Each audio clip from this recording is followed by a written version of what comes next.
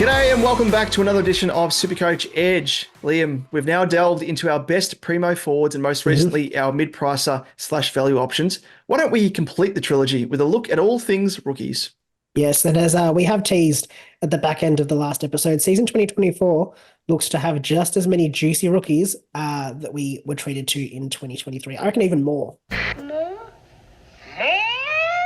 Both in terms of first-year players, yes, and established players at rookie prizes due to injury and other factors. But before we jump into things, you can find us across all your social channels here on YouTube. Simply search SuperCoach Edge. Don't forget to like, subscribe, and when you do subscribe, you'll be notified of when our content drops from week to week, so you never miss an episode. On Twitter, you'll find us at @supercoach_edge, Damon at DemoJ88, myself at Liam Evans _95, and on Facebook and Instagram, search SuperCoach Edge, and you will find us there. Very nice. Well, let's crack a can of rookie juice and get guzzling, Liam. Is rookie juice the same? What sort of flavor is it compared to pig juice? I imagine it's got a bit of a tang to it. Yeah, a little bit of tang. Very fizzy, carbonated. Yes, but sweet at the same time. Yeah, so a bit of tang, bit of sweet. Not going to give you heartburn, unlike Solo. Solo for me is, I don't know about you, but I always call it heartburn in a can. You might be a fan of it. I reckon for me, it's either hit or miss. Yeah, it depends. I think I can only drink it on like a really hot summer's day or something when it's like you need to be refreshed. Otherwise, it doesn't do it for me. Yeah, but rookie juice in a can, any time of day. Doesn't matter what the weather is. Doesn't matter if it's Aurora Borealis at this time of day, this time of year, localized entirely within our kitchen. Yes. But rookie juice, it's an all year round thing. Rookie juice, exactly. Before we kick off with the rookies, it's probably best that we do just add a bit of a caveat, I guess. Not even a caveat, but just a note that each of these guys that we're going to talk about needs to be assessed on two key criteria. One is job security, so whether they are likely to keep their role ongoing, whether they're likely to play in the first place, because obviously the worst thing that can happen to a rookie is being promising in terms of scoring, but being cut before they make decent cash and costing you a trade, or just sitting there like I had with Chesser all year. Oh no! What do you mean? He was an absolute gun. I did see him in the forward section and thought, oh, maybe again, maybe I'll do it again. Didn't he rub salt on the wound when you played someone late in the season and they had to field him? They had to field him. Yeah, he had to field him, and I think he had scored like collectively over the 10-15 matches or something he'd played, like 80 was his collective score, his total score. And then in that game, I think he scored 100 or something and made me lose. I was so filthy. The absolute villain. Because, I think the player, whoever I was playing was absolutely decimated. They had no trades, absolutely decimated with injuries off memory. And you were probably rubbing your hands together like, I thought, oh, thank they're God. forced to play Chesser. Yeah. But no. It was the straw that broke the camel's back. Yeah.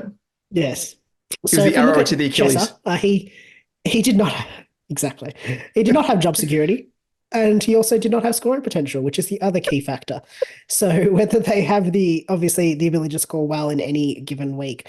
So if a player has strong job security and strong scoring potential, then they are an immediate tick.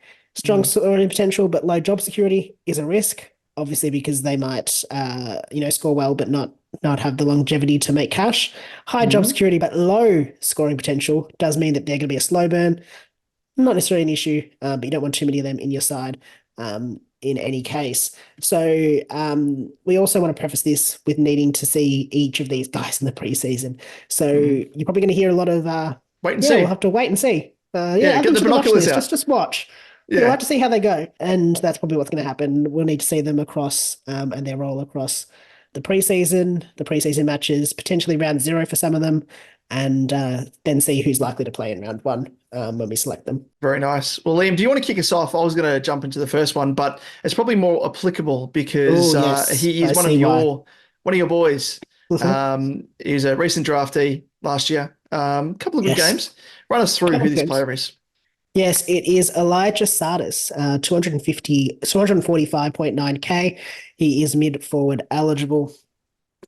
He comes in an average of 55 for 2023, and he only has the one bye, which is useful, but also not, I'd say, for rookies. Mm. In general, I think SATAS was Essendon's 2022 first round pick, yes. He played 4 games in 2023 played rounds 21, 22, 23, and 24 for scores of 41, 77, 53, and 49. He did get some CBAs in those matches, 31%, 18%, and 10% in his final 3 games. So we can see a slight potential for uptick in his scoring if he does continue to get CBAs. I think there's a bit of a logjam at Essendon. I think they'll probably hopefully run more players through the midfield, a little bit like Sydney, just with the number of midfielders or players that can play through the centre bounce that they do have. So I think we'll see a greater spread. I think there'll be opportunity for SATAS. The question that I have, though, is whether he is consistently in the best 22. I think long-term, most certainly he will be. I've loved what I've seen from him in the VFL and even at AFL level. But I think there's a glut of players that play in a similar position, and he may just sort of be edged out early on, potentially, just depending on players' fitness or really strong performances in the VFL for him to make his way into the side. And I also would question whether he can take a large enough share of the CBAs for him to score well enough to make cash. At 245.9k, he is pretty pricey. If he was, I feel like I'm going to say this with every player, if he was 50k cheaper, but he has to average more, doesn't he? At that higher price point, generally that's the easiest way to look at it. Exactly. So he's priced at 55-ish, I'd say. Probably one that not necessarily fantasy relevant at this stage. I'd pass on him unless we see a really strong showing in the preseason and go from there. But I think he is, job security not necessarily as strong as others. Yep. No, well, just in terms of my verdict, I will lean on your expertise here, Liam, and we'll definitely back you in. But likewise, at that price, we're probably more keen to take a punt on this next player that we're about to mention. But first and foremost, we're not mentioning him, but we might in the midfielder episodes. Hobbs, the Hoblet, one of our favourites, collective favourites. He might be a bit of a smoky, but guys like him, obviously, getting a few more CBAs, a bit more quality. So, Elijah may have to bide his time. And then Set a Goat. Yeah. What about Set a Goat? Well, Set a Goat, there's Set a Goat. SATAS could play across a wing, potentially. He's got a bit of outside run to him. It's not to say that I don't think he's best 22. It's hard to predict. He's sort of that bottom end, probably, of that best 22. And I probably look at Essendon as having probably like a group of players that sort of sit in that bottom sort of region of the 22 that probably extends it out a little bit. And it's, depending on the day, could be matchup based as to whether you want to pick them. Yep. No, fair enough. Well, just winding back to that guy that this next player that I said I was probably more keen on. It is Jack Billings, selectable as a forward and priced at 243.9k, 2023 average of 62.3, and only has the one bye, which is a bonus. And might be a strange one to throw up, but with Oliver looking less and less likely to take part, at least in the early stages of season 2024, does Billings become fantasy and SuperCoach relevant? While he has traditionally played as a forward when he was at the Saints, when he has played more through the middle, we've seen him score strongly. Looking back at 2020 as an example, he managed a 4-week period of 25%, 33%, 19%, and 37% CBAs. And in those games, he scored 104, 88, 124, 83 across that period. And with Oliver out, and also combine that with the likes of Harms and James Jordan departing also, does he finally get the opportunity to show us what he can do as a midfielder at AFL level? And I remember back when he was actually at NAB level, under 18s, champs level, and he was playing at Marvel, and he blew me away. He looked like he could have been the number 1 pick of that draft, an absolute gun, and just haven't seen that same level that I saw back then. And I think it's due to that lack of opportunity. So it comes down to that. And I guess, even if he can't break into that midfield group, if we look back to his last 2 seasons, which weren't riddled with injuries like 2022 and 2023, he had an average of 82.9 and 95.8, meaning he is severely underpriced. as he is discounted due to his low games played in 2023. For me, he's an awkward price, but I am awfully tempted due to increased opportunity and obvious risk durability-wise. But if you can get the role in the midfield, I am super keen. Liam, what do you reckon? He's an interesting one. Not one I'd considered until you sort of mentioned him to me.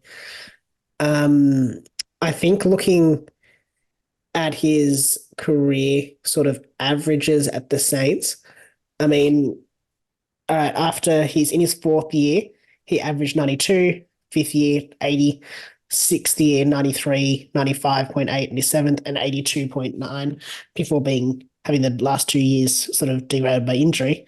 There's potential that he is able to score well enough to make quick cash. Like there's ability there. So I think it's an interesting one that I hadn't really considered. I mean, what's he priced at? 243.9. Yeah, it's interesting. He's an awkward price. Again, if he was 50K cheaper. Yeah, I don't mind it. I don't mind the look of him. It's an interesting take. I'd want to see him in the preseason and round zero.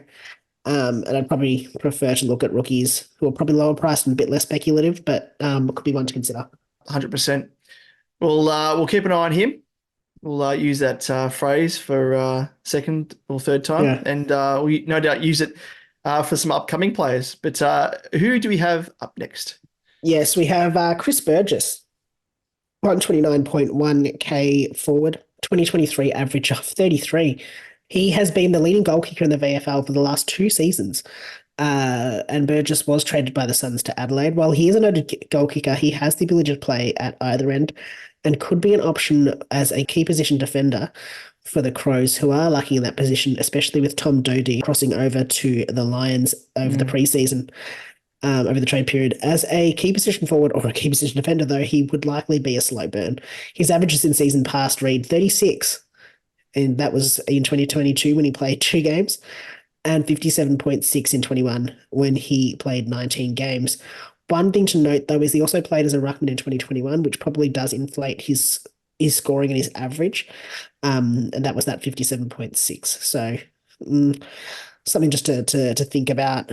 I'd add him to the watch list, but again, key position players, slow burns.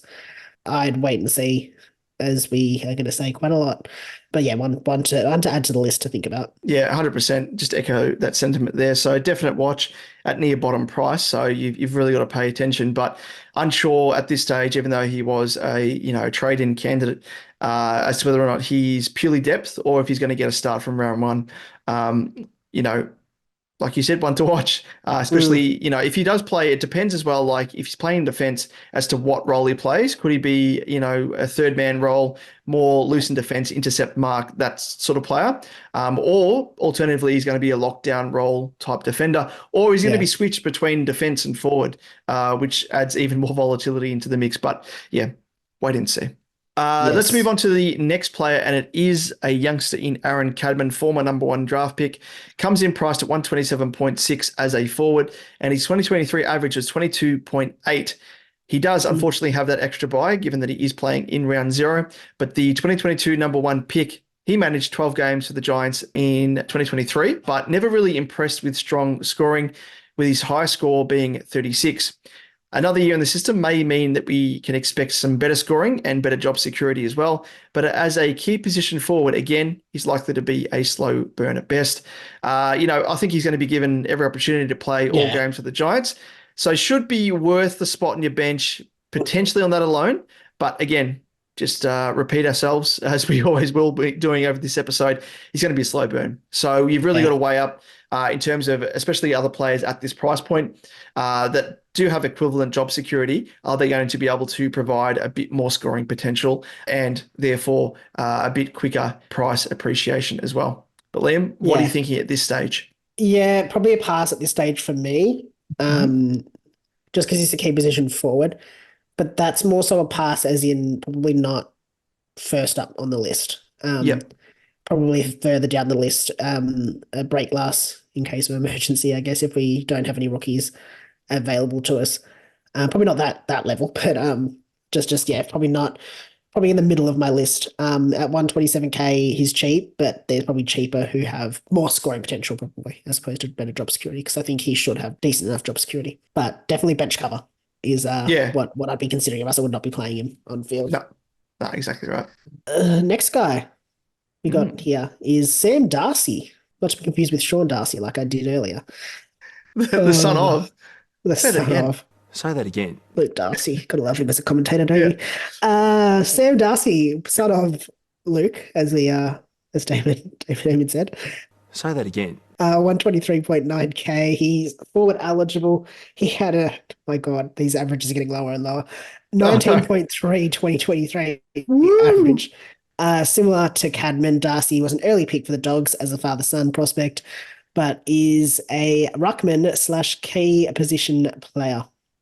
Showed solid form in the VFL. Probably unlucky not to get a bit of a crack at senior level, having kicked 16 goals from 8 games in the VFL, which included bags of 4, 3, 3, 2, and 2.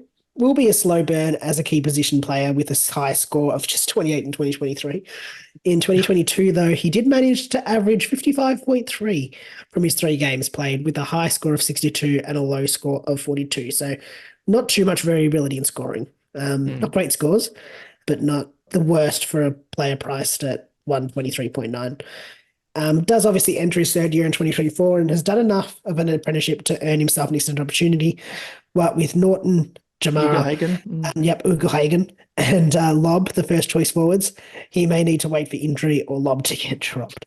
I think he played, off memory, he played in defence as well, a little bit. Yeah, he did at senior level, I think, yeah.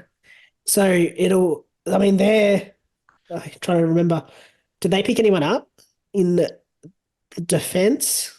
I think they did. There's a bloke whose surname starts with B, potentially.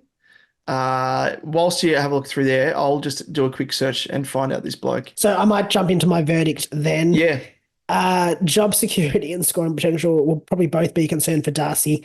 I'd wait and see what happens over the preseason, but probably much like CADMAN is one that I would hold off on at this stage. If I'm looking at the 2, CADMAN probably presents as a better pick. Just I think his job security is probably stronger, whereas Darcy may be seen more as a longer term option, just being that sort of super tall ruckman and just needing to sort of develop his game more. Yep. Now I have found this bloke whose surname starts with B, and I was correct, just couldn't remember what it was. Buslinger. Or Buslinger. Yes. Jed. He's a key position defender. Yeah. Picked up at for the first round pick, I think it was number 13 overall. I don't know. Surely with like the fact that Sam Darcy's going into his 3rd year now, he's got a few more runs on the board for them to use him down back if need be. But it was interesting that when he went back to VFL, I don't know if this is just the VFL coach not being aligned with what Bevo's doing, and of course Bevo, who the hell knows what he's doing most of the time. But the VFL coach was using him as a forward and actually showed, as you went through there, that kicking 16 goals in 8 games is actually pretty good. And I think it's just due to the fact of the quality lobber side of Norton and Ugle-Hagan. It's awfully hard for him to break into the side. If it were me, I'd be throwing Lobb down back if need be. And because Lobb, I don't know, like he has a couple of games where he scores all right in terms of like from an AFL ability, but he's very hit and miss. And I just think with what Sam Darcy's showing in the VFL up forward, I'd prefer to have him. I don't know, Doggies fans tuning in, let us know as well what your thoughts are, just generally speaking. But I'd like to see him like persisted with up forward. But yeah, as you say, he's kind of been played down back as well. Who knows? And the other thing as well that like I just linked in with, I guess, with my verdict with English, recent news of him being on a modified program. Bowler reports he's going to be fit for round 1, but maybe they're conservative with him and maybe they play Sam Darcy as another option to pinch hit in the ruck. Lobb is probably more so that man to do that. Yeah, who knows? I mean, that's just throwing some ideas out there. But with Sweet no longer being at the kennel, there's a reliance there on more so of a backup ruck. That's a good point. So, yeah, I don't know. Maybe they try and groom him because he's like 200 and he's something ridiculous. He's super tall, kept growing as well in his first year at the Dogs. Ridiculous height. He is. 208 centimeters. Yeah, huge. So big boy. So he could play in defence up forward, and probably speaks to the reason why they've kind of played him across the park to try and find out where he suited in the lineup of their structure, the Dogs. But yeah, hopefully he gets an opportunity, and surely he will. Third season, I mean, it's like Ugle-Hagan doing his apprenticeship, like you mentioned. He's at that stage now where he deserves a bit of a crack. Agreed. I think, I don't know. I'm not sold. Not I'm definitely not sold as yet. Like, because first and foremost, you need to work out, is he best 22? Yeah. Probably not as yet, considering he hasn't played that many games.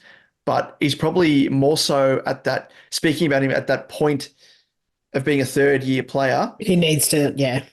He needs to take the next step, and he needs that opportunity that comes with it. But agreed. But it's Bevo. Agreed. Yeah, it is Bevo. Just ignore that. Yeah. Now let's look at the next guy, and it is Tom Fullarton, 123.9K. He is forward eligible. He did not play, I believe, in 2023, at least not in the Supercoach season. And he has averaged 58 in 2022 with 3 games, 48.2 in 2021 for 10 games, and 30 in season 2020 with 2 games. So I'd say he's likely just going to be covering the forward line, and as a backup ruckman, with both Ben Brown and Tom McDonald constantly battling with injury and form. I guess there could be a role for him. If he does manage to crack into the team, could be one to consider. But as a backup forward and a key position forward, going to be a slow burn at 123.9K. Keep an eye on him. I think the only benefit or the only upside he really has is if he does get some ruck time as a backup for Gawn, where he might get some, decent scoring for a 123.9 player. Sorry. Yeah, no, 100%. I'll take over from there, Liam, so you can compose yourself. It's that illness is cropping up again. It's drinking too much clary juice. That's what I reckon it is. The pig juice. Yeah, it is. The pig juice. A bit of indigestion. Like a can of Solo for me. But yeah, you hit the nail on the head there. Like in terms of the verdict for me, slow burn in terms of scoring potential. Do you really want a player? I mean, you could probably deal with it at a lower priced option that he is. But it comes down to opportunity. I think they recruited him off the back. They did sort of cherry pick him from the Lions because of the fact I think Ben Brown, last season, potentially. Tom McDonald, he's been the whipping boy. He's been in and out of the side for the Ds for quite a while. So I reckon he could be in line for some games. So watch and see, like we've been saying. But for me, nothing really I can add. So let's move on to the next player, and it is FINLAY MACRAE. He is a forward, but could potentially, we'll mention now, go into some mid-forward DPP if he gets some midfield time that we're hoping that he can get. He is priced at 152.6K, and his 2023 average was 39, of course, due to lack of opportunity. He does have that extra buy, unfortunately, because the Pies play in round 0. So let us ask, Liam, let us pray to the Supercoach gods and beg the question, is this the year that we finally get to see the junior MACRAE unleashed on the competition? So he played only the 1 game in 2023 as the sub, of course, for a score of 39, which shows that he does have the ability to score, however, because especially when you consider that he only had 37% time on ground, he actually scored 39, going at 0.93 points per minute. Hopefully with the departure of Adams, a role for MACRAE does open up in the 22, and we can get a cash cow who should have some decent scoring potential. And of course, depending on the position he plays, there may be some opportunity for him to gain at mid DPP, as we mentioned, during the season too. But just sort of segueing into the verdict, always a big ask to crack into a premiership side, but the opportunity is there, as we said, without Adams being there, for him to see some genuine game time and more so in the midfield. So as to how much, and specifically of that in the engine room, is the big question. So if he is played and he's played up forward, he's probably not worth a pick at that relatively higher 152 rookie priced. Or whatever it was, 150. Yeah. 152. No, I agree. So for me, I'll wait and see. But anything that sticks out to you, Liam? No, I think probably fits into the same mold as like a Darcy in a sense of he's getting to what, I don't know, he'd probably like at least 2 or 3 years into his career, probably needs to start making some inroads. There's big raps on him from Collingwood supporters. So they seem to want to see him in the side and think that he can break in. So hopefully he can, and hopefully we get to see what he does. But I'd want to see what his role looks like, and whether it's similar to what he gets in the VFL, because he plays some very good games in the VFL. But I don't know whether he'll get that same role in the AFL, and whether that's going to impact his scoring. And yeah, as you said, at that slightly higher price of 152K, there may be others that are better options. So let's move on. Now, these guys, we're going to now move on to the genuine rookies who have not played a game yet. Although with the amount that this guy's been talked about, you would have thought he'd had like a 30-year career already. And it is Harley REID, 207.3K, mid-forward eligible. Obviously, he hasn't played yet, and playing for the West Coast Eagles, he does not have an extra bye because he is the bye every week. So that's right. Not him. But true, yeah, not him, the team, yeah. So he is the number one draft pick, and he comes in as the most expensive rookie for the year, as always, at 207.3K. But he should be worth every cent, with DPP a big bonus. Barring the worst, he'll line up for the Eagles in round one. I think he can pretty much lock and load that. Yeah. Recent reports from Simpson himself are that he may also be trialled at half-back to seamlessly introduce him to the rigours of senior football, highlighting the success of Sheasel and Dacos as influencers. If he plays that unopposed distributor role like these players, it only elevates his scoring potential, and he will see an absolute ton of the ball in defence playing for the Eagles. So, I mean, assuming he's playing round one, lock and load. Yep, I echo that sentiment. Load both barrels and fire! I agree. 100%. Well, let's move on to another high draft pick in ZANE DUURSMA as a mid-forward. He's priced at 193.8K, and extra buy? No, he does not, for the Roos. So he was taking a pick 4 for the Roos, and DUURSMA is a natural forward, but has developed his midfield craft, averaging 101.4 fantasy points across 12 games. If he is played primarily in the forward line, he may be one to skip due to his high price tag, of course, and you expect his job security to be strong at North, however, but as we know, playing in the forward line puts a little bit of a cap on your scoring potential. So, Liam, in terms of verdict, we'll keep this short and sharp.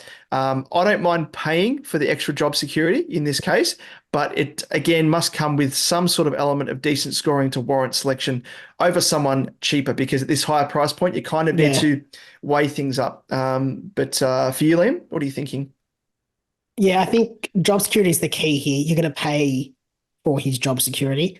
The problem for me is whether he has the scoring potential that makes it worthwhile, because he has to average higher to make the necessary cash to be, an upgrade. Good point. I also think I don't know, reminds me a little bit of Sheasel. I feel like at this stage of last season, we were all talking about Sheasel being like, oh, don't get him, he was a forward. Obviously, Sheasel was then thrown into halfback. I don't think we're looking at the same thing with DUURSMA. I think he will be a forward that maybe gets some stints through the middle, but I don't think it'll be enough for him to be a strong enough scorer. But wait and see where he lines up, and we'll go from there. Moving on to the next guy, and it is Nick Watson, 189.3K, mid-forward eligible, and he plays for the Hawks, so no extra buy. So he was regarded as the best small forward in the 2023 draft. He, also known as the Wizard, apparently, has an incredible goal sense. The Wizard. Nick the Wizard Watson, apparently. It's like Jeff Farmer. Yeah. He was the Wiz. Exactly. So the Wizard, I don't know if he likes to be known as that, but I'm going to say it, has incredible goal sense. He's kicked 11 goals from 9 games with an average of 81.3 fantasy points. While it's very likely that he plays round one for the Hawks, the question will be his scoring potential as a small forward in a team that, the Hawks can play quite well, but I don't think they will be in very up and down finals. Yeah. Conversation. I'd think he'd have strong job security with the focus on youth at Hawthorn, even with the inclusion of Ginnivan. But scoring potential will be questionable, and it always is with those small forwards. So in terms of verdict, his DPP status doesn't make him handy. This scoring potential is going to be a concern. Let's see how he goes in the preseason before we lock him in. like you said, the high price point, you're going to want someone who's going to provide more solid return. And as a small forward, doesn't really fill me with confidence, knowing the erratic scoring that comes with that role, especially in the developing Hawks side, which will be very much like a roller coaster. As we saw, they won games. They beat the Dogs late in the season and extinguished their finals hopes. But, you know, with Watson, if he does live up to the hype, he may be worth the extra dollar he dues. So, again, wait and see. Let's move on to another high draft pick, relatively so. Darcy Wilson for the Saints as a mid forward. He's priced at 130.8K. Doesn't have the extra buy, so that's a tick. And he is an outside forward mid. So Wilson is a classy user of the ball who averaged 102 fantasy points in 9 games. So can only assume his SuperCoach correlation is similar. Of course, SuperCoach points aren't available as such for these junior players. So hence the reason why we're referencing the fantasy points. His strong endurance does mean that he'll cover the ground well and could mean he's an ideal pickup as a rookie at just 130.8K, with many of the opinion he could be a round 1 starter. So in terms of verdict for me, if Ross does give him a crack early on, like he did the Poo in Philippou, he could be a bolter, but obviously depends on where he's played. If Cant up forward like the Poo, I'd prefer to look elsewhere, but one to watch again. Agreed. Was in about 20K off memory cheaper than the Poo from last year. Yeah. So that's beneficial because he'll need it if he's camped forward. Just so he doesn't have to average as high. But yeah, I think job security will be the question and just the role, so we can figure out what his scoring potential will be like. But yeah, watch and see with him. Now let's move on to the last guy we're going to talk about tonight, and it is SHAUN MANNAGH, 117.3K. Mid-forward eligible. He is in for Geelong, so does not have the extra buy. And he is a mature-aged midfielder who absolutely tore it up in the VFL Grand Final, kicking 6 goals from 28 disposals in a standout performance. And he has also kicked 40 goals from 21 games in 2023 for Werribee. As a mature-aged player, his body will be ready for AFL, and he could fit seamlessly into the best 22 for the Cats. However, as we know with small forwards, his scoring potential could be erratic, but at 117.3 and with his DPP status, he should be a worthy pick if selected for round 1. Give me kind of the same vibe as in terms of mature age pick and that sort of role as what was his name? Hawthorn. Tell me about your verdict, David, and while I search who this player is. So verdict for him, I think, yeah, he's, you know, I guess the Cats, they do, as we know, love selecting mature age talent across the journey and may have found another gem in the lower leagues. So should play early, I think, and be made for senior level. So a definite lock and load, I think, not just for me, but for most people out there. I think in terms of rookies, he's probably the only real lock and load at this stage for me, just because it all adds up to mature age player. They've picked him for a reason. And yeah, he's going to play off the back of that. So yeah, I think he's ready-made as well. So should be able to have some sort of scoring potential that we'll be able to bank on as a cash cow. Yes. And I am thinking of, I think it was Fergus Green last year. I think it was Fergus Green. Yeah. We all started him. He was a mature-aged sort of medium forward almost at that sort of same age, who scored okay, but not well enough. I think, though, that when you do pick up a player in terms of verdict, Geelong pick a player that is 26 years old in the draft. You know, we have plans to play them pretty early on. So I do think if he's likely to play early, should be a strong consideration for your side. Well, Liam, that rounds us out for another episode, and it rounds us out completely for our preseason forward analysis series for this line. So what next do we have up? Next up, I don't know. What are we doing next? Or are we doing Ruckman? Let's do Rucks. Let's do that. Yes. Let's go reverse order up the field. Let's go up the field. Yeah, I like sense. that. Gives away what we're doing in terms of order, but that's fine. It gives people something to look forward to, doesn't it? Well, after we do Rucks, there's only 2 other options. So yeah, roll the roulette wheel. But for the Rucks, it will be a slightly different structure, I will say. We won't do the 3 episodes just purely because there's only 2 spots on the field, and I think less players to talk about in general, which is probably unsurprising. So we'll do one episode on ruck options, and then we'll also do a second episode where we do look at some strategies and some talking points about the rucks in general. So we can sort of run through some structures, run through some strategies and tactics that you might like to employ with your ruck selections this year. I like it. And of course, as we've said in the previous couple of episodes, if there are any forward eligible players you'd like us to discuss, please comment with them on our YouTube below if you're watching us here, or via our socials if you are listening to us via podcast, or you can slide into our DMs, of course. So we'll be doing, as we said, a frequently asked players episode later in the preseason. So if there's any forward players that we've missed, mid-prices, rookies, primos, anyone that you'd like us to provide our thoughts on, just let us know via the following social accounts then. Yes, on Twitter at @supercoach_edge, and on Facebook and Instagram just at supercoachedge. Search that and you'll find us. Well, thank you so much for tuning in. It has been an action-packed week to round us out with Forwards League, and can't wait to delve into all things Ruck Week. So, Liam, we'll head away, kick back, crunch some numbers, do a bit more research, reconvene, and we'll come back fit and firing, as we will be doing over the course of the preseason, to provide you some ripping content analysis. So we'll catch you in the next one. See you next time. See you then, guys.